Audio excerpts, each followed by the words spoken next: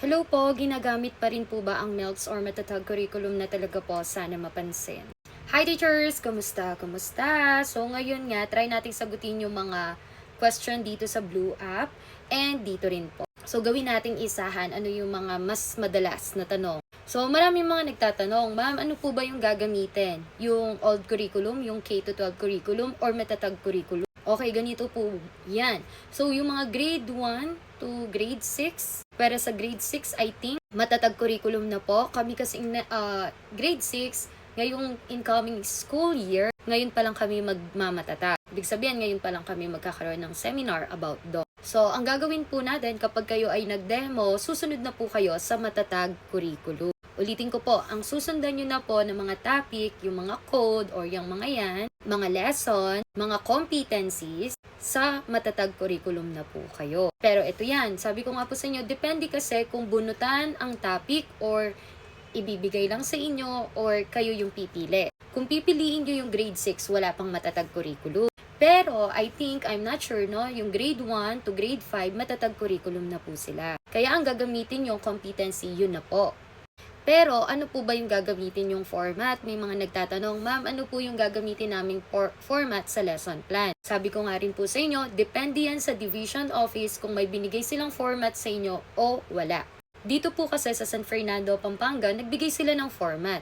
Kahit matatag curriculum na yung mga competencies po nila is ang lesson plan, parehas pa rin naman po. Yung tulad po ng shinare ko po sa inyo, yung una, review the lesson. Yung pangalawa, establishing. Pangatlo, yung presenting examples.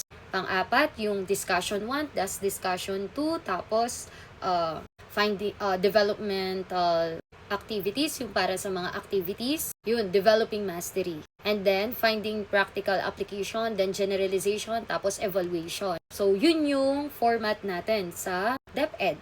Yun talaga yung sinusunod. Bale, yung mga magde-demo, yun pa rin po yung sinusunod nilang flow ng lesson plan, paano i-deliver yung lesson. Ang sinusunod naman nilang competencies yung galing sa matatag curriculum. May nagtanong dito, ma'am, saan po ba makakakuha ng curriculum guide sa matatag curriculum? Dito po sa google.com. Sa Google po. Pwede po kayong mag-search po doon. Pero ang pagkakaalam ko, sa amin kasi dito, nagbibigay na po ng exemplar at yung mismong lesson plan. Kasi dito sa school, dito, hindi lang sa school, dito sa division namin, ang kinaganda, bawat school, naka-assign sila na sila na yung gagawa ng lesson plan at sila na rin yung gagawa ng PowerPoint. Yun yung kinaganda ng matatag curriculum. Bawat school may naka-assign, kaya ikaw, maghihintay ka na lang ng lesson plan at PowerPoint. Okay, may nagtanong din, ano ang cue pagtapos na yung 15 to 20 minutes, bigla na lang po manghihinto? Ang mas maganda nito, meron po kayong smartwatch. Or kaya, sasabihan naman po kayo ng mga observer kung hihinto po kayo. Kasi alam nyo, sa totoo lang, pag nakita na nilang okay kayo, papahinto na po nila. Ulitin ko po para sa mga humihingi ng lesson plan, format, files, free po. Follow nyo lang po ako sa Blue app, Veron Cruz, dun po sa pin po, sa pinakababa ng caption. Okay, may nagtanong din, how about sa learning objective, ma'am?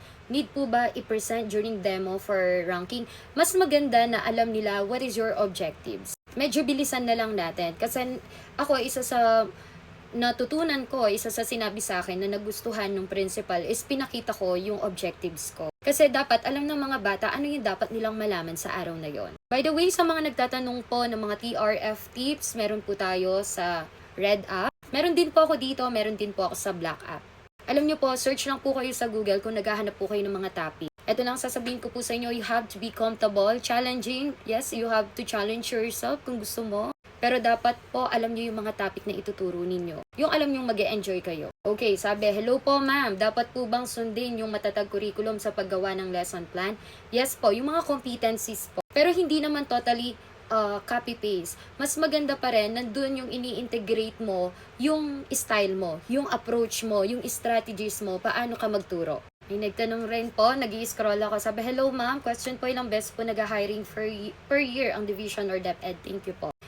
Every year po, yan, bago matapos yung klase, nag-popost na po sila ng hiring. Pero depende kapag kailangan nila ng marami, gano'n. So yun, oras na, aalis na muna ako, no?